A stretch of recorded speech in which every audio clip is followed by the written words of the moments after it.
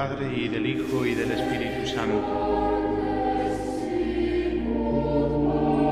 Has venido a la orilla, no has buscado ni a sabios ni a ricos, tan solo quieres que yo te siga. Señor, me has mirado a los ojos, sonriendo, has dicho mi nombre. En la arena he dejado mi barca,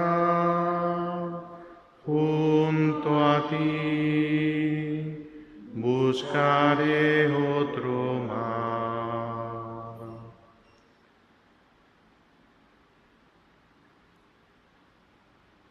Gracias, Señor Jesús, por traernos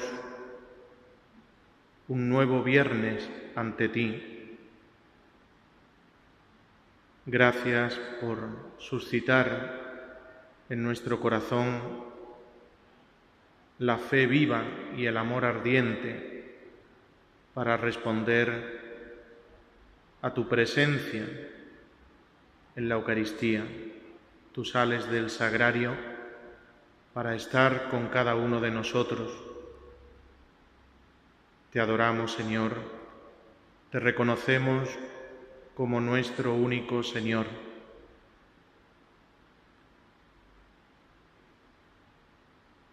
Te contemplamos como sumo y eterno sacerdote y te damos gracias porque nos das a participar de tu sacerdocio por el bautismo y además de entre tu pueblo, el pueblo de Dios, la Iglesia, escoges a hombres de este pueblo para que por la imposición de manos y la sagrada unción participen de tu sagrada misión, de anunciarnos tu Evangelio, de celebrarnos los sacramentos, de gobernarnos para que vayamos detrás de ti, nuestro único pastor. Te damos gracias porque sigues llamando a jóvenes de nuestra Iglesia para ser otros Cristos en la tierra. Nosotros en esta tarde, Señor, queremos estar a la escucha de tu palabra, porque sabemos que tu palabra nos da vida. Purifica nuestro corazón, quita de nosotros todo obstáculo que pueda no hacer que esta palabra tuya sea fecunda en nuestra vida. Que ella transforme todo nuestro ser para que seamos en medio de nuestros hermanos luz y sal de la tierra. Todo esto, Señor, te lo pedimos contando con la intercesión de tu Madre y Madre nuestra, la Virgen María. A ella, Madre de todos los sacerdotes, Reina de misericordia, le decimos: Dios te salve María, llena eres de gracia, el Señor es contigo. Bendita tú eres entre todas las mujeres y bendito es el fruto de tu vientre, Jesús. Santa María, Madre de Dios, ruega por nosotros pecadores, ahora y en la hora de nuestra muerte. Amén. Gloria al Padre y al Hijo y al Espíritu Santo.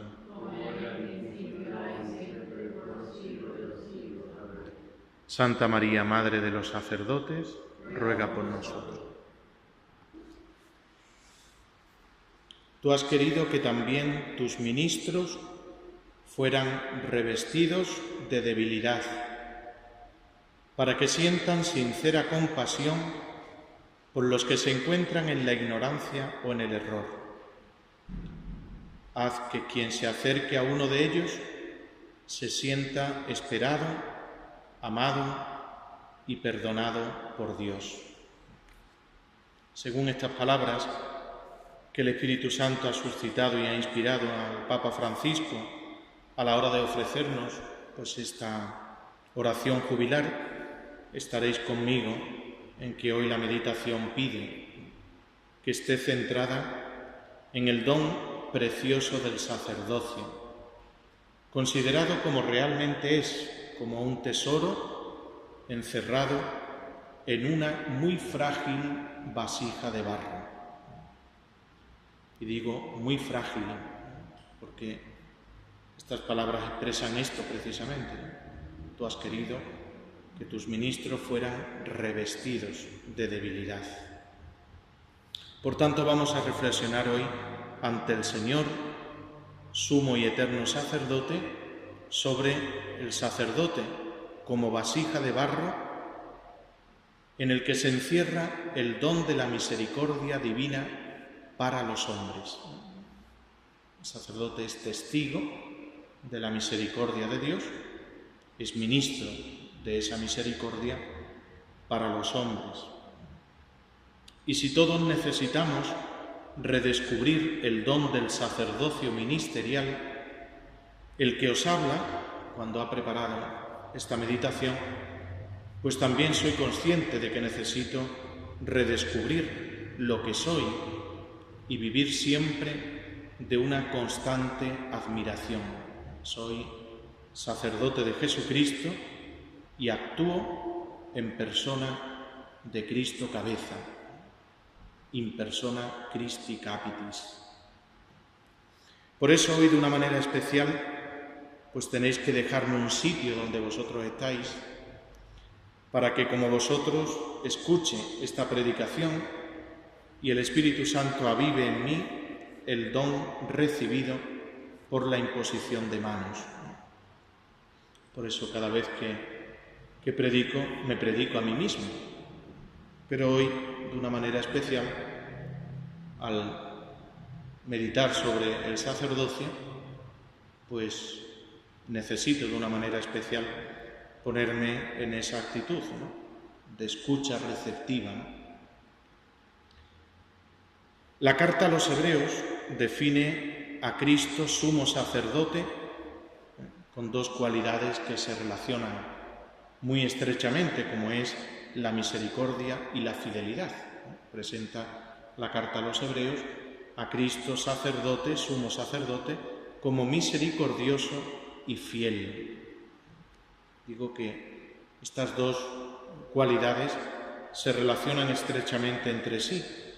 La misericordia manifiesta la unión con Dios, que es rico en misericordia, y ser digno de fe lo alcanza Cristo, glorificado, después de haber mostrado hasta el extremo su compasión con los hombres sufriendo la cruz. Por tanto, si en lo referente a los hombres el sacerdote tiene que ser misericordioso, en lo que mira a Dios tiene que ser fiel, digno de fe. Todo sacerdote de la nueva alianza, del Nuevo Testamento, ha de ser misericordioso y fiel. Las cualidades del amor pastoral son como la del buen pastor, la misericordia y la fidelidad, y ambas son necesarias a la vez. La ternura proporciona entrañas para que cuando nos encontremos con la miseria, sea física o psíquica, cultural o social, miseria moral o espiritual, el amor del sacerdote se torne misericordia. La fidelidad confiere solidez y estabilidad al comportamiento y a la propia vida. Sin ternura Sabemos que la relación de un sacerdote es fría, sin fidelidad. Sabemos que no resiste a los vaivenes del afecto. El presbítero ha de reflejar la misericordia del Padre por todos los poros de su ministerio, en la capacidad de acogida, en el interés por la situación concreta de sus fieles, en la comprensión para con sus debilidades, en el aliento en los momentos de dificultades, en la paciencia para escucharlos y acompañarlos, en el respeto hacia su conciencia, en la búsqueda perseverante y dedicada a los lejanos. Al fin de la vida, seremos misericordiosamente examinados sobre nuestra misericordia pastoral. Enseña el santo Juan Pablo II en una carta de las encíclicas que nos regaló, una dirigida expresamente a los sacerdotes, que la hemos ido comentando cuando la exposición la teníamos los jueves. Acordaos que poníamos un texto de esa carta, ¿no? Os daré pastores, ¿no?, según mi corazón, ¿no? Bueno, pues en esta carta, en el número 22, enseña el Papa San Juan Pablo II, ¿no? Dice: en cuanto representa a Cristo cabeza, pastor y esposo de la Iglesia, el sacerdote no solo está en la Iglesia, sino está también al frente de la Iglesia. Por tanto, está llamado a revivir en su vida espiritual el amor de Cristo esposo con la Iglesia su esposa. Su vida debe estar iluminada y orientada también por este rasgo esponsal que le pide ser testigo del amor de Cristo como esposo, y por eso ser capaz de amar a la gente con un corazón nuevo, grande y puro, con auténtica renuncia de sí mismo, con entrega total, continua y fiel, y a la vez con una especie de celo divino, con una ternura que incluso asume matices de cariño materno, capaz de hacerse cargo de los dolores de parto hasta que Cristo sea formado en los fieles. Fijaos qué palabras más bonitas y profundas al mismo tiempo de cómo el sacerdote ha de estar configurado, ¿no?, de una manera total, ¿no?, con Jesucristo esposo, y ha de vivir su ministerio pastoral, ¿no?, en la parroquia, con este sentido esponsal, ¿no?, como un marido se entrega por su esposa, así el sacerdote ha de entregarse, ¿no?, con ese corazón nuevo, ¿no?, para todos sus fieles, ¿no? La fidelidad, entendida como acreditación ante Dios, nos obliga a crecer en nuestra condición de discípulos de Cristo para ser apóstoles. Solo estando con Cristo y permaneciendo en Él, puede el sacerdote luego ser enviado a proclamar la buena noticia. Sin amistad profunda con Jesucristo, sin intimidad con Él, no puede confesarlo con hondura y con verdadera pasión, porque nuestro mundo necesita con más urgencia que nunca a Jesucristo, ya que solo Él responde a las necesidades más profundas del ser humano. Un sacerdote hoy ha de sembrar mucho para recoger lo que Dios quiera. Pero si somos tacaños en sembrar, tacaños seremos en recoger. Esto lo dice San Pablo: el que siembra tacañamente, tacañamente recogerá. El que siembra generosamente, generosamente recogerá. Pues ha de pedir, y hemos de pedir para ellos, por eso os invito hoy, ¿no?, al meditar sobre el sacerdocio, pues que pidamos, ¿no? Que pidamos por todos los sacerdotes, ¿no? Tenemos a las puertas de este domingo, pues la ordenación, ¿no?, de un nuevo sacerdote para nuestra diócesis, ¿no?, de Gerardo, ¿no? Pues hemos de pedir para él y para todos los que ya somos sacerdotes la gracia y el gozo de la fidelidad en un tiempo de escasa fecundidad. La fidelidad en un tiempo de escasa fecundidad. Con facilidad la vida de muchos sacerdotes se ve retratada en las palabras del apóstol Pedro cuando le dijo a Jesús: hemos estado toda la noche bregando y no hemos cogido nada, pero fiado en tu palabra, echaré las redes.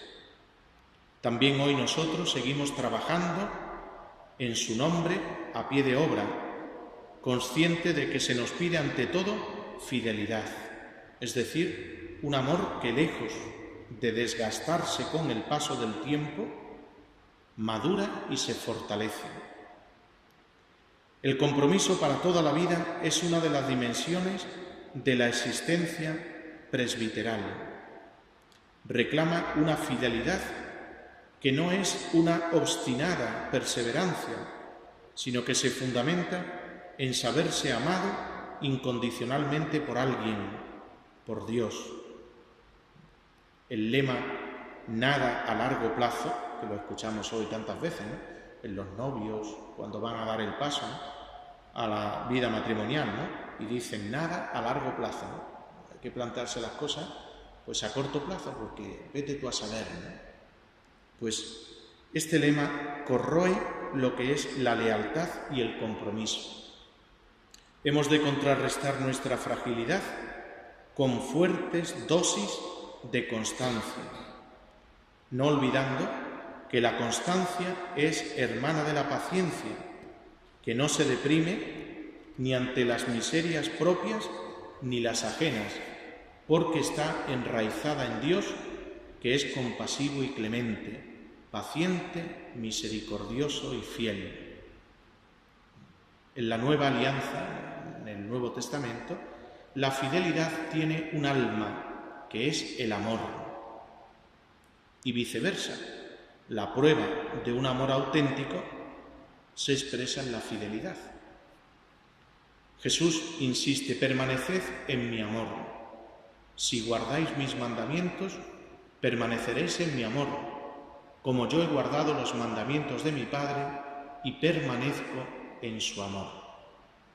Ese permanecer es esa fidelidad constante, ¿no?, cuyo corazón de esa fidelidad es precisamente ese, el amor.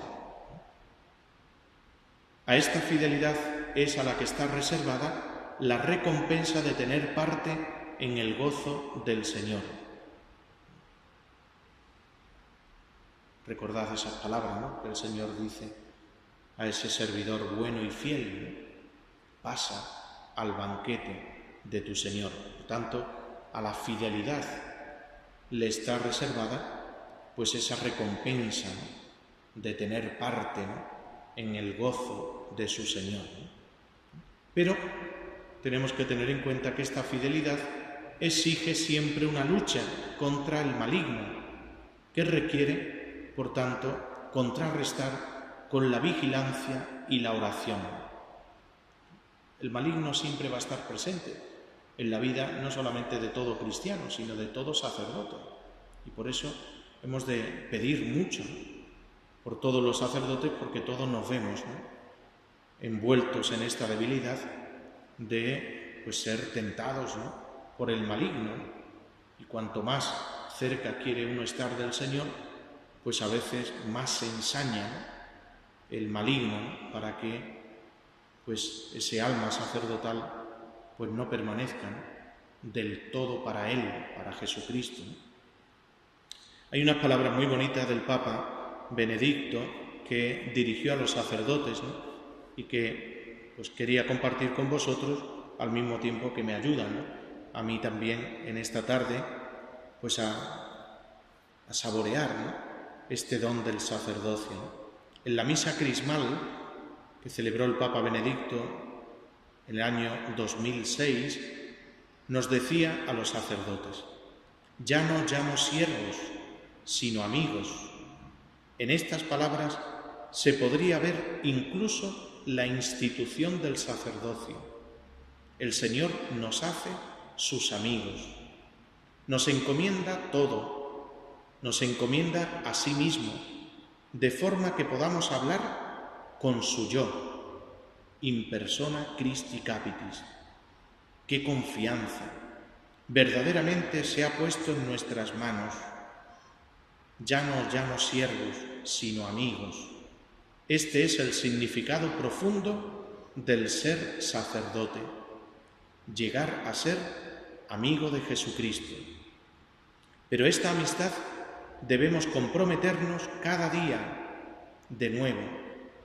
El trato con el Señor tiene un nombre, dice el Papa: la oración, el monte de la oración. Solo así se desarrolla la amistad. Ciertamente, cuando uno quiere crecer en una amistad humana, pues lo lógico es que los amigos estén juntos y compartan el uno con el otro, ¿no? Bueno, pues ¿cómo va a darse esa amistad en el corazón de un sacerdote si no están con Jesucristo, que es el amigo con mayúsculas, ¿no? Y el que nos llama para esta amistad, ¿no? Ya no os llamo siervos, a vosotros os llamo amigos, ¿no? Sabemos que amistad significa también comunión de pensamiento y de voluntad. El poder de la amistad es unitivo. Nos acreditamos como sacerdotes en la amistad e intimidad con Jesús. Él nos comunica sus sentimientos de buen pastor. Esta realidad no se vive, no se disfruta de modo inconsciente o rutinario, sino con el esfuerzo necesario, con la esperanza en Él, con su gracia y con ilusión compartida.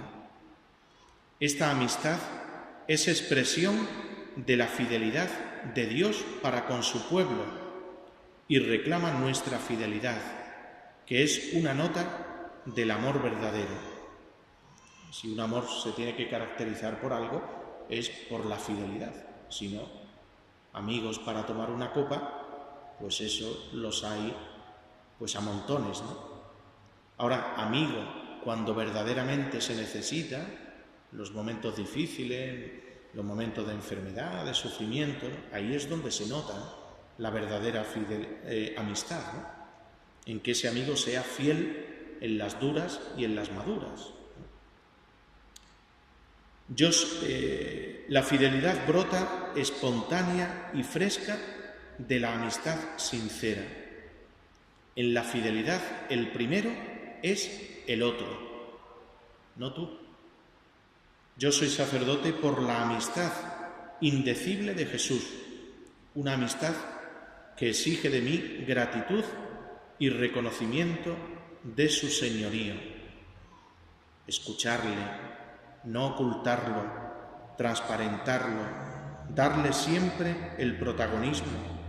Él ha de crecer y yo he de menguar, que dice Juan Bautista. La fidelidad reclama a la vez perseverancia, porque la fidelidad es el amor que resiste el desgaste del tiempo.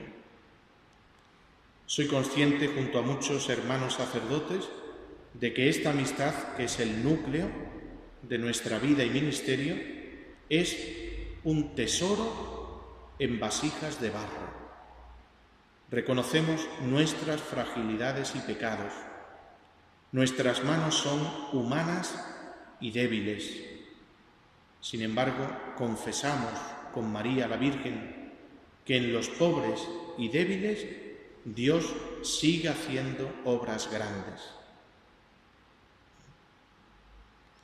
El Señor nos envía a los sacerdotes a ser sus testigos.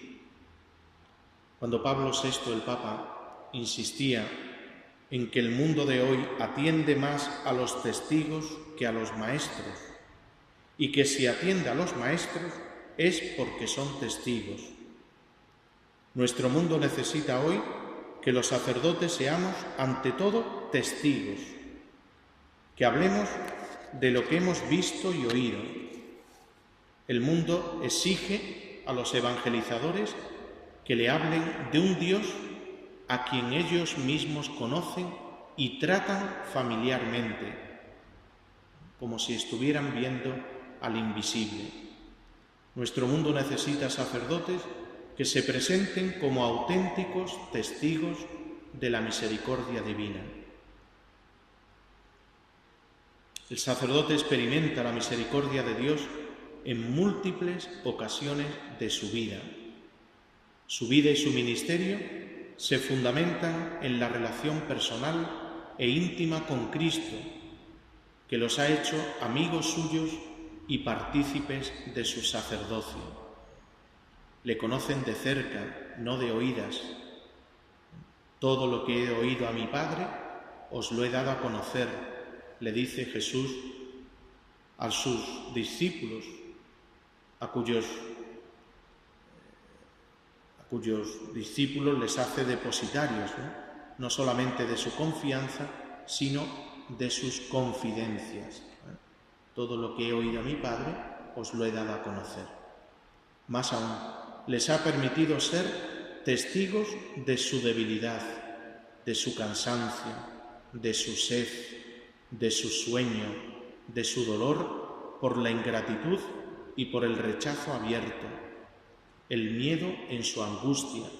De todo esto que experimenta el Señor ha hecho partícipe, al sacerdote, para que también el sacerdote, pues cuando experimente la debilidad, el cansancio, el sueño, la sed, el dolor, el miedo, pues se dé cuenta que todo esto lo ha experimentado antes y primero de todo el Señor. Si pensamos un momento en la escena de la pesca milagrosa, tal como nos la presenta el Evangelio de San Lucas, recordad que Jesús pide a Pedro un acto de confianza en su palabra, cuando le invita a remar mar adentro para pescar. Una petición humanamente desconcertante.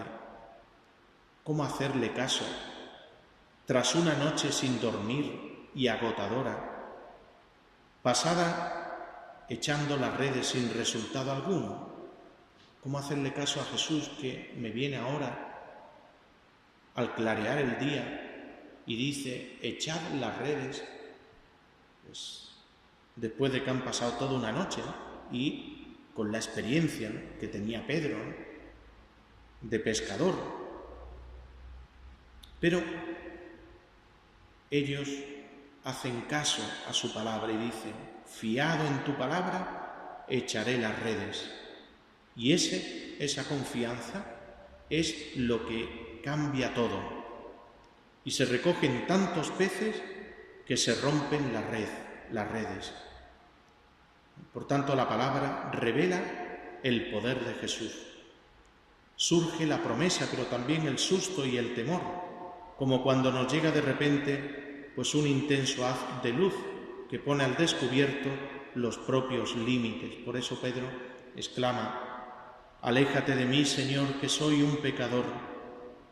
Pero apenas ha terminado esta confesión, la misericordia del Maestro se convierte para él en el comienzo de una vida nueva. No temas, desde ahora serás pescador de hombres. Por eso hemos cantado al principio esa canción tan bonita. Tú has venido a la orilla. El pecador, por tanto, el Pedro, pecador, se convierte en ministro de misericordia. De pescador de peces, Jesús lo convierte en pescador de hombres. Misterio grande. Cristo no ha tenido miedo de elegir a sus ministros de entre los pecadores. Esto que tanto a veces escandaliza a nuestro mundo, ¿no? cuando ve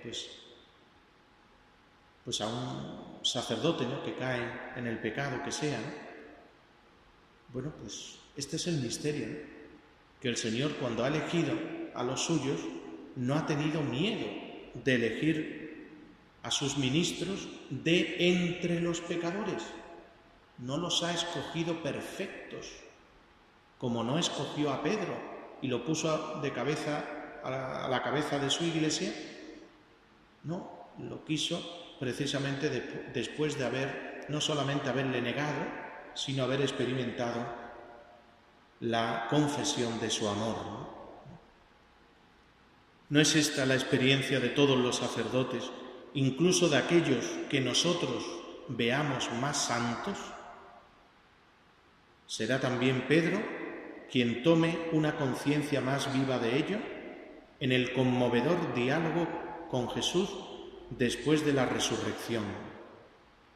Antes de otorgarle el mandato pastoral, el Maestro le hace una pregunta: Simón, hijo de Juan, ¿me amas más que estos? Se lo pregunta a unos pocos días antes has renegado de él por 3 veces. Se comprende bien el tono humilde de su respuesta: Señor, tú lo sabes todo, tú sabes que te quiero. Precisamente en base a este amor consciente de la propia fragilidad, un amor tan tímido como confiadamente confesado, Pedro recibe el ministerio: apacienta mis corderos. Apoyado en este amor, corroborado por el fuego de Pentecostés, Pedro podrá cumplir el ministerio recibido.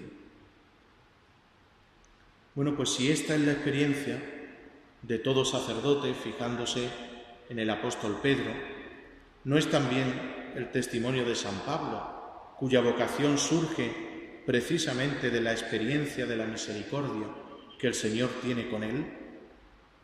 Lo expresa él así, en la primera carta a los Corintios, cuando dice: yo soy el último de los apóstoles, indigno del nombre de apóstol, por haber perseguido a la Iglesia de Dios. Bueno, pues San Pablo tiene experiencia, ¿no?, como ninguno, de esa misericordia que el Señor tuvo, ¿no?, cuando iba camino de Damasco, ¿no?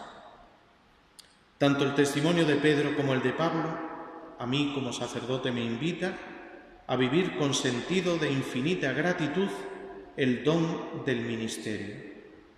Yo no he recibido nada, todo es gracia. Yo no he merecido nada, todo es gracia. Por eso, la experiencia de los 2 apóstoles, de Pedro y de Pablo, me lleva a abandonarme a la misericordia de Dios, para entregarle con sincero arrepentimiento mis debilidades y volver con su gracia al camino de la santidad. Para ello es importante que redescubramos el sacramento de la reconciliación como instrumento fundamental de nuestra santificación. Acercarse a un hermano sacerdote, pues como yo he hecho esta tarde, ¿no?, que me he confesado, ¿no?, pues acercarse a un hermano sacerdote para pedirle esa absolución que tantas veces yo mismo doy a los fieles, me hace vivir la grande y consoladora verdad de ser, antes que un ministro, un miembro del pueblo de Dios, de ese pueblo que es el pueblo de los salvados. Es hermoso poder confesar los propios pecados y sentir como un bálsamo la palabra que nos inunda de misericordia y nos vuelve a poner en camino cuando uno escucha pues esa palabra, ¿no?, del Señor, ¿no?, a través del sacerdote, ¿no? Dios rico en misericordia, pues ahora se me ha olvidado la palabra de la absolución, ¿no? Dios Padre misericordioso, ¿no?, que reconcilió consigo al mundo, ¿no?, por la muerte y resurrección de su Hijo, te conceda por el don del Espíritu Santo el perdón y la paz. Yo te absuelvo de tus pecados en el nombre del Padre, y del Hijo y del Espíritu Santo. Cuando uno escucha esas palabras de un hermano sacerdote y se está confesando, ¿no?, humildemente, pues inunda, ¿no?, el propio corazón, pues esa misericordia del Señor que nos vuelve a poner en camino, ¿no? Levántate, ¿no?, y ponte en camino de nuevo, ¿no? Es como la parábola del hijo pródigo, ¿no?, que el padre se echó a su cuello y lo besó efusivamente, ¿no? Solamente así uno puede transmitir a los demás el mismo calor y el mismo corazón misericordioso, ¿no?, cuando uno antes pues ha recibido, y con frecuencia, ¿no?, el sacramento del perdón. Por eso el sacerdote está llamado a ser ministro de la misericordia de Dios. Entre las diversas tareas del pastor, cuidar, guiar, alimentar, reunir, hoy podríamos destacar la de buscar. Siguiendo las huellas de quien vino a buscar a la humanidad perdida, hemos de buscar al hombre apaleado en el camino, que representa a esta humanidad caída, ante la que, conmovido, Cristo se inclina, le cura, levanta, como hace el buen samaritano. Buscar es hoy la tarea del buen sacerdote. Nuestros rediles decrecen, y lo estamos viendo, que el redil de Cristo va decreciendo, ¿no?, pero no por eso el corazón del sacerdote ha de dejar de seguir buscando, ¿no?, y participar de esas palabras del Señor, ¿no? Tengo otras ovejas que no son de este redil, también a esas las tengo que conducir. Eso sigue resonando en el corazón de todo sacerdote celoso por la gloria de Dios y por la salvación de los hombres. Salir a buscar. Todos los hombres son ovejas del rebaño que Dios ama.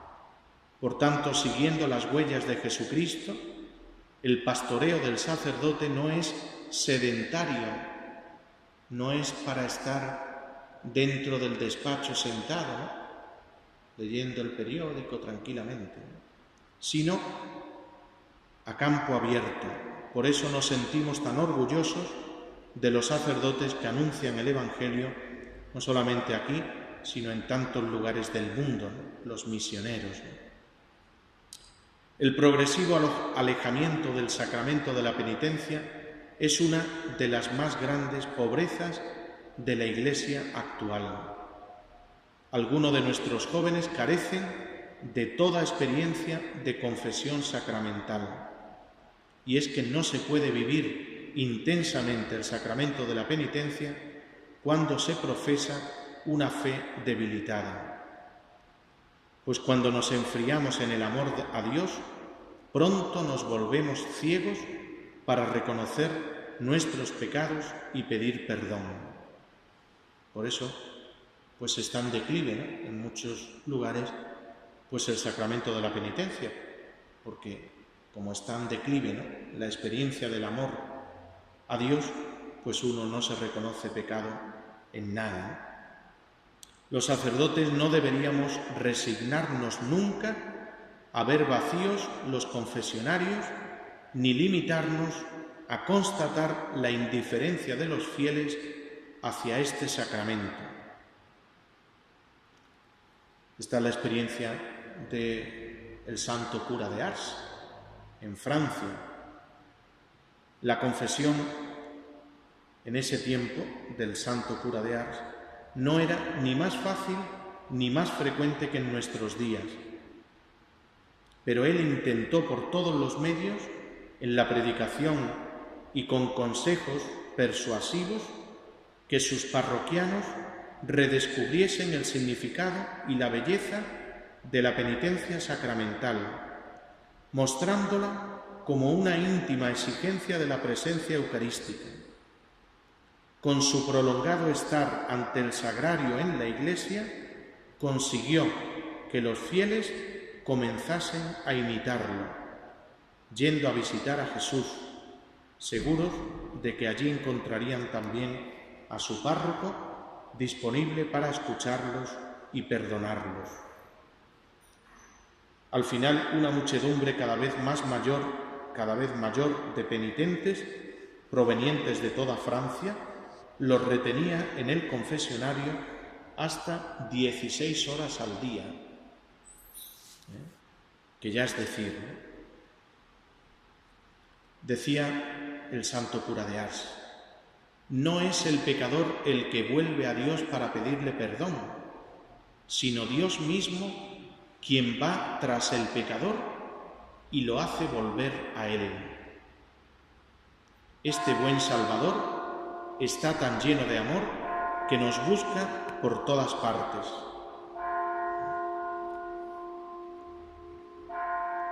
El sacerdote, ministro del sacramento de la reconciliación, debe ser siempre en sus palabras y en su comportamiento reflejo del amor misericordioso de Dios. Como el padre de la parábola del hijo pródigo, debe acoger al pecador arrepentido, ayudarle a levantarle de su postración, animarlo a enmendarse sin llegar a componendas con el mal, sino recorriendo siempre el camino hacia la perfección evangélica. Decía el santo, la mayor desgracia para nosotros, los párrocos, es que el alma se endurezca.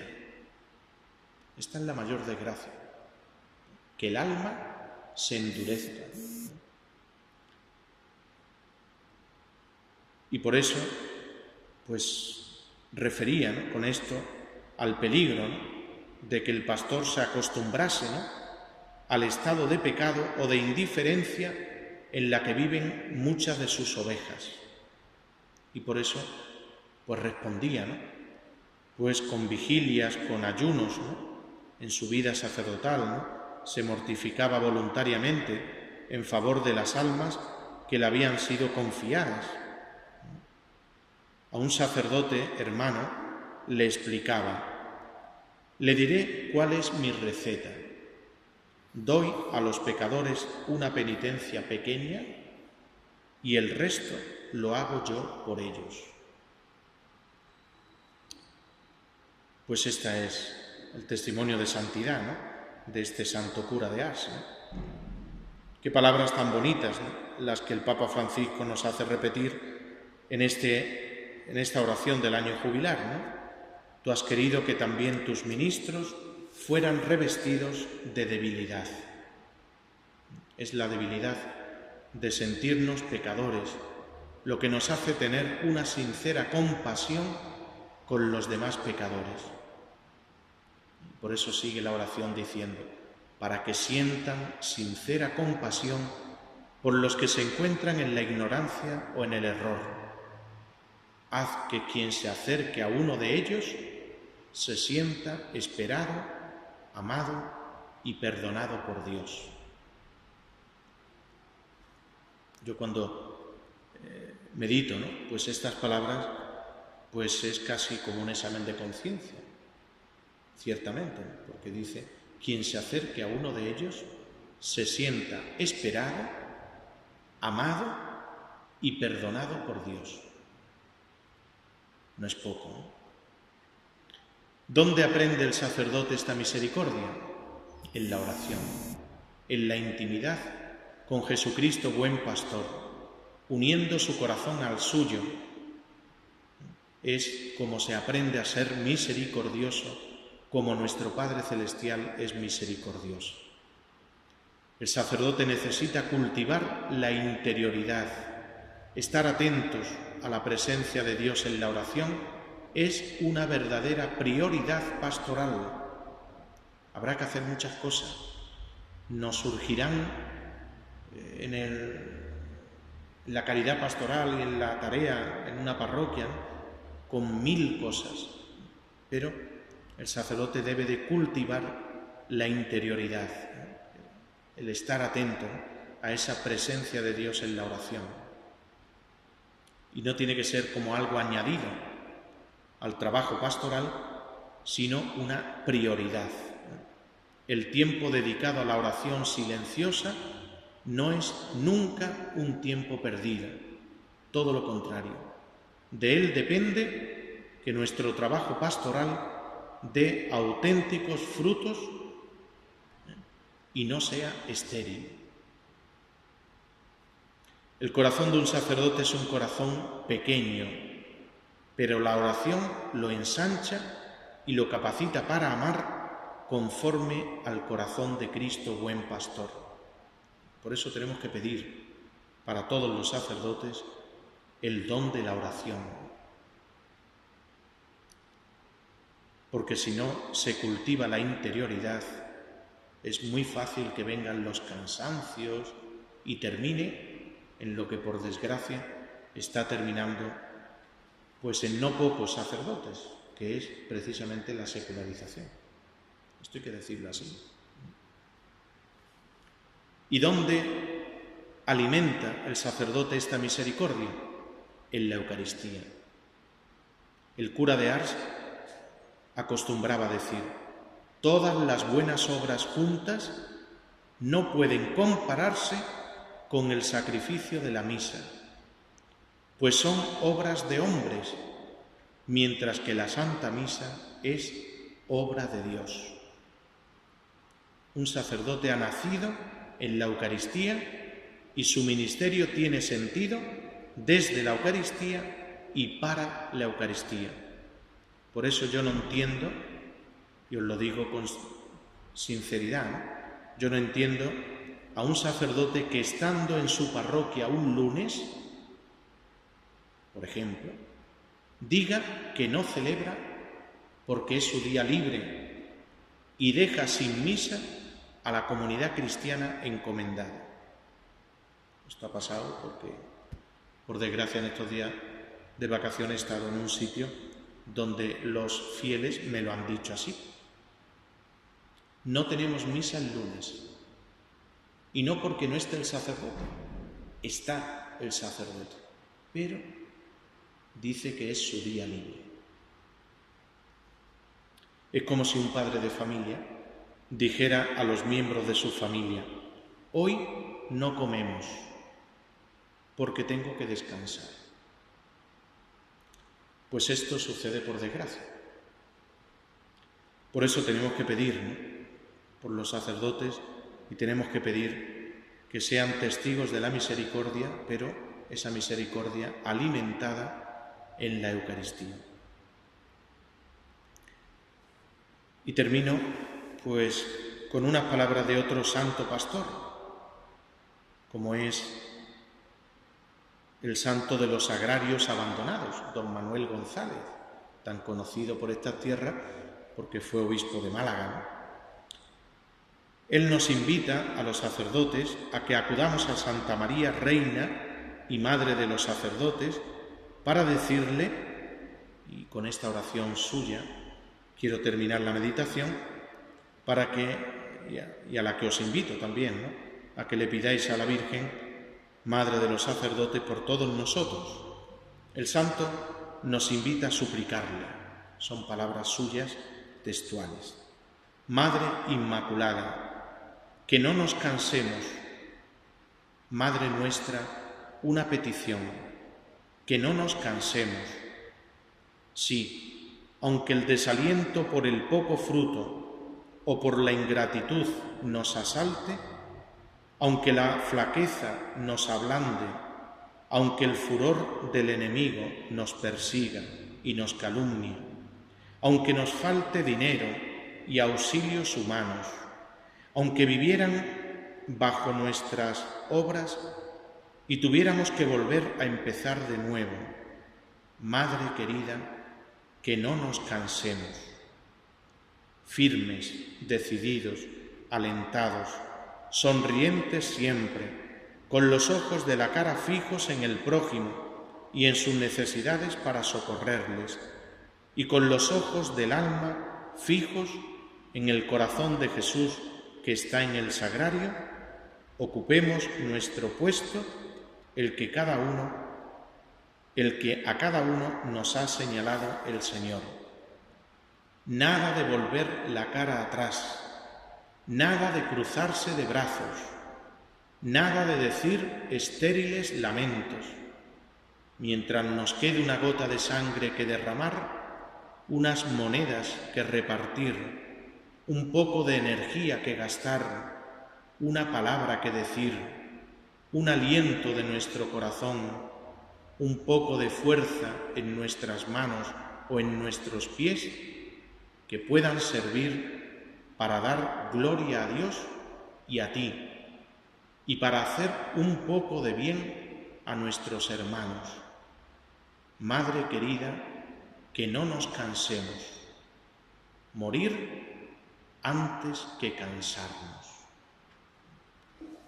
Gloria al Padre, y al Hijo, y al Espíritu Santo.